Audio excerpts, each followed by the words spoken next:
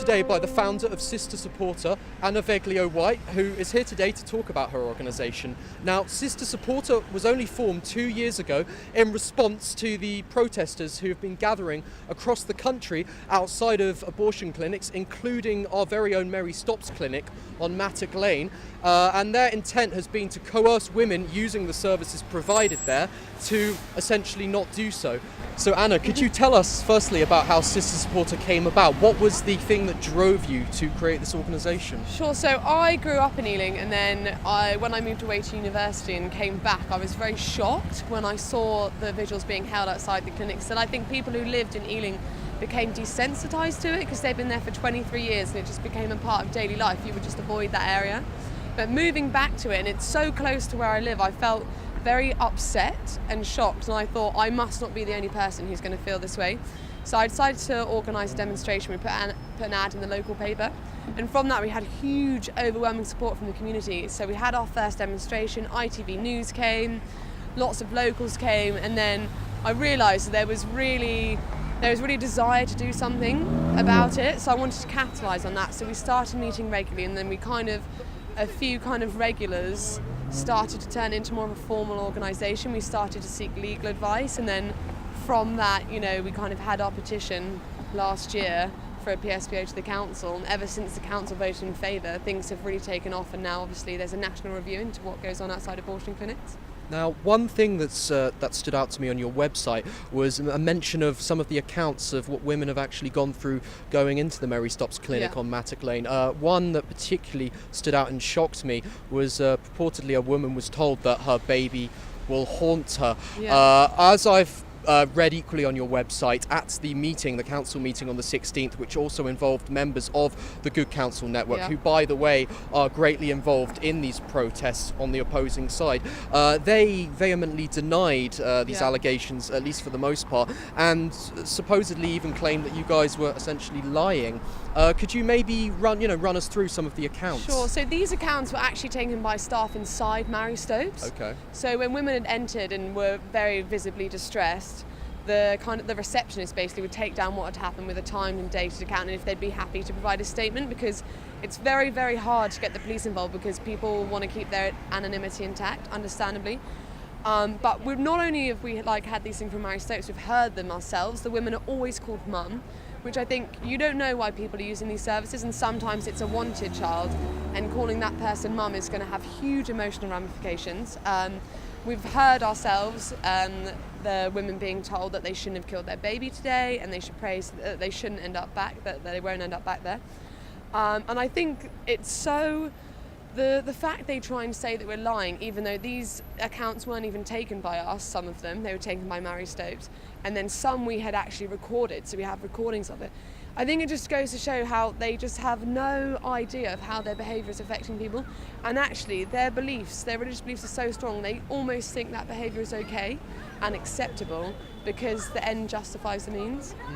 Now, regarding before you engaged with the council, for example, did Sister Supporter as an organisation try to approach the Good Counsel Network beforehand? Was there any attempt on that part, or? I mean, individually, members of our group have had conversations with members of the Good Counsel Network, but fundamentally now we don't have any kind of engagement because there are huge, basically, ideological beliefs that will never change, and that's fine. We don't want to change their beliefs.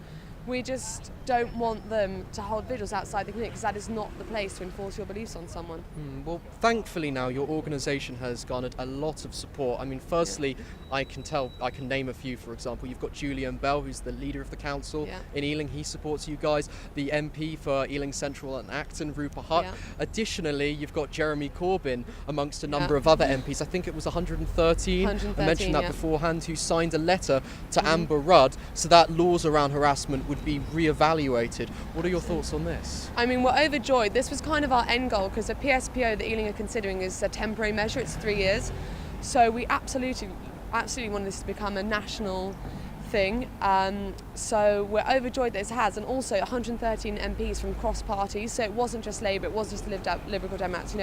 Amber Rudd is a Tory MP, and I think it's really great, and it's a sign of the times, how things are changing, that what is essentially a women's issue it's kind of being taken very seriously and is at the forefront, even in times of Brexit and stuff like that. And you know, Amber Rudd's review is due out in the spring, so we really hope that it's going to recognise the need for a change in national legislation. Legislatively speaking, I think what's interesting here is that the laws around harassment are having to change, essentially to, not to say accommodate, but to recognise this issue, because as it stands, harassment laws only apply to repeated occurrences against a specific target. Now, there is an intended target, very much so. It's the women using these clinics, of course. However, in these vigils, they don't tend to meet their victims on more than one occasion, hence why it's not considered harassment.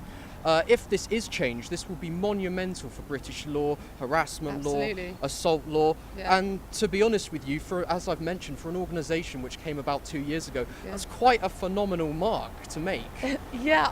No one really expected Sister Supporter to grow and develop in the way that it has, and it's one of those really magical things where a community has come together and actually managed to affect change. And I think that's also a sign of that abortion is no longer a controversial issue. As a society, we accept it's a necessary healthcare option for women. And so I think we've just really tapped into the zeitgeist, and it was the 50-year anniversary of the 1967 Act last year. So it was kind of a topic that was already on people's minds. But I think also with the harassment law, you're right, it's a very unique situation. It needs its own unique law because a lot of partners want to call the police or family members who are going in with the women, but you can't. It has to be the person who's been harassed giving the statement. So that's another thing. And also, people don't want to go through a court case because of the anonymity issues. So I think there are a few issues that meant the harassment and policing laws aren't sufficient. I think that's also something that a lot of people maybe haven't grasped. And when the Good Counsel Network and people say, you know, we've been there for 23 years, there have been no arrests, I don't think that's a sign that their behaviour has been morally and legally sound. I think it's a sign that we need a change in the law because they've been there for 23 years and nothing's happened. Of course. I mean, I know Sister Supporter your organisation have been helping others throughout the country. You've been setting up workshops to engage with people and say what you can do essentially to combat, you know, what the vigil holders are doing. Now, regarding the ongoing consultation, it's due to begin next Monday and it's due to run until the end of March. For those in Ealing who want to have their voices heard, what could they do? Could they get involved with Sister Supporter themselves? Or? Absolutely. We're going to encourage every local resident to take part in the online consultation. You can go to ealing.co.uk/safe zone. That's where the consultation will be launched. But the council are willing to take feedback in any form. So you can write to them, you can go to a ward forum, any way you want to get involved, because they have suggested a distance of where these people can stand, and we personally don't think this is far enough because they can still see the clinic gate, so they'll know who's going in and out. Then they can approach them later on when there's less people around, so it could almost be worse. So we believe, and we hope people have been in agree, that the whole of Mattock Lane should just be a safe space for families, residents and people using the clinic. So we encourage people to contact us if they don't know how to get in touch with their council. We're very easily found on social media on our website, or to go to the council's website and get involved. Well, that very well may happen by the end of March. But lastly, for Sister Supporter, what's going to be happening going forward? What are you doing going forward? So going forward, we're working on obviously the national consultation and getting buffer zones installed all over the country. We're also working with London Irish Abortion Rights very closely because, as you know, women in Northern Ireland aren't afforded the same rights as we are, even though we're all citizens of the same country. And also this year there's going to be a vote to repeal the 8th Amendment in the Republic of Ireland. So it's a really, really interesting, exciting year for the UK. And also Scotland are currently passing a law that women can take the second pill at home.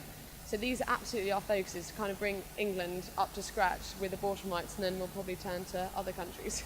So as mentioned earlier in the video, to you at the Good Counsel Network, please get in contact with us. We've tried to, you've yet to respond to us, but we'd really love to have your opinion fielded here.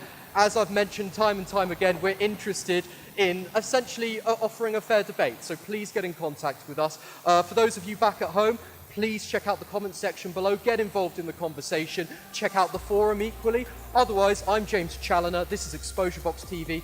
Thanks for watching.